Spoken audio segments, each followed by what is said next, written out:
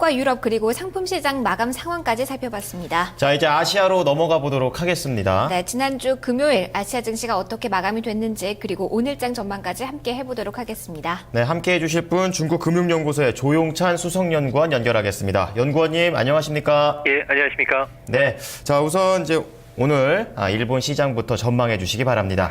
네, 니케이 평균 주가는 그 4월의 주가 고점인 9,500엔 선을 도전할 것으로 보여집니다. 일본인들은 지금 그 상승 장세를 좀 허풍스러운 장세라고 표현을 하고 있는데요. 16일 중의원 선거 결과는 물론 새 정부의 그 틀을 갖춰지지 않는 상태에서 정책 관련주를 중심으로 해서 주가가 오르는 좀 불가사의한 현상을 나타나고 있다고 좀 보고 있습니다. 단순한 립 서비스만 가지고도 주가가 급등하는 부분을 말하는데요. 신용 매수 잔고가 올해 최저 수준으로 이제 하락함에 따라서 이번 그 상승장에서 그 기회를 놓친 개인들이 지금 정책 수혜주인 종합건설주라든지 요코하마 은행과 같은 지방은행주, 그리고 사이버 에이전트와 같은 인터넷주, 그리고 닌텐도, 대나와 같은 SNS 관련주 쪽으로 매수세를 지금 확대하는 그런 모습입니다.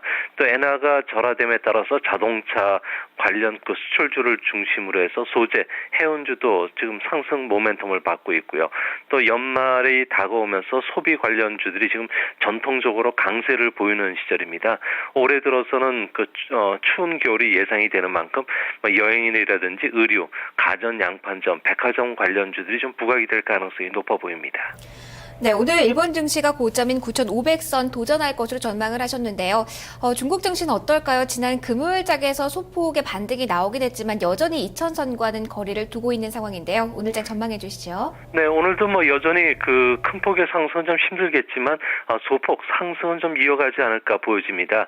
이같이 보는 거는 내년 중국 경제 전망 보고서들을 발표한 UBS라든지 골드만삭스와 같은 투자은행들이 8% 경제 성장을 좀 낙관하는 이런 그 보고서들이 좀 나오고 있고요. 또한 이에 따라서 외국인이라든지 기관 투자가들의 매수가 좀 유입되고 있습니다. 특히 주식 편입 비중이 60% 정도로 낮아졌기 때문에 아무래도 그 연기금들이라든지 국유기업들의 그 자사주 매수도 동료가 되고 있는 상황이기 때문에 이런 부분들이 호재로 작용하지 않을까 보여집니다.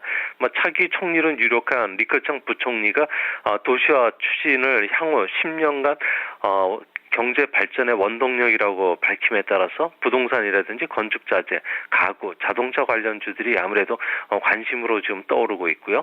또 토요일날 발표되는 국가통계국의 제조업 PMI가 2달 연속 상승함에 따라서 부동산이나 가구, 철강 업종 쪽이 좀 상승할 것으로 좀 보여집니다.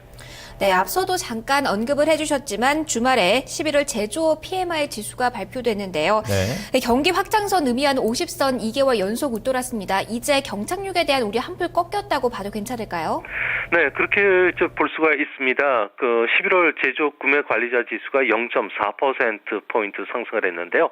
아무래도 생산과 신규 주문 같은 그 주요 지수들이 2개월 연속 50선을 웃돌았습니다.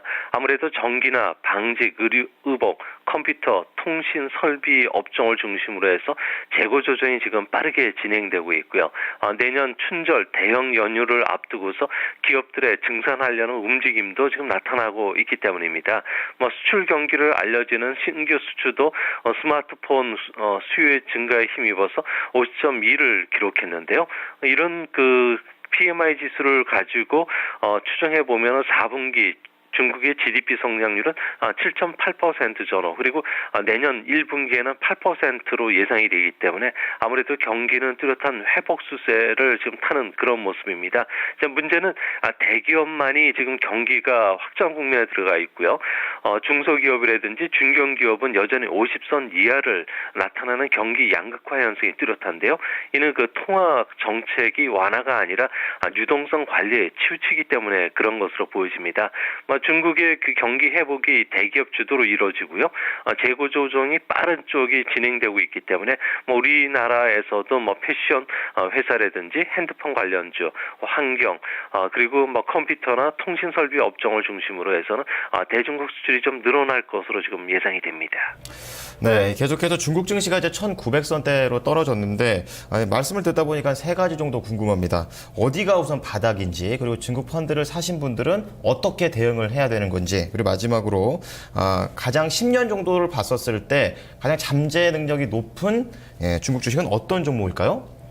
네, 중국의 그 주식 투자자들 같은 경우에는 한 그 5,600만 명이 이제 개미 투자자들이 있는데요. 이 중에 80%가 주식 투자로 해서 1,340만 원 정도가 올해 손해를 봤다 그럽니다. 이 때문에 그 개인들 같은 경우는 사실 비관적인 심리가 좀 팽배되어 있는데요. 얼마 전에 중국 투자가를 대상으로 주가 바닥을 예상한 설문조사를 보니까 1,600에서부터 1,800포인트까지 바닥으로 좀 생각하고 있다 그럽니다. 제가 보기에는 주가 바닥은 주가 수익별 PER이 역사적 그 최저 바닥인 10배 수준까지인 선이 1870포인트 전후입니다.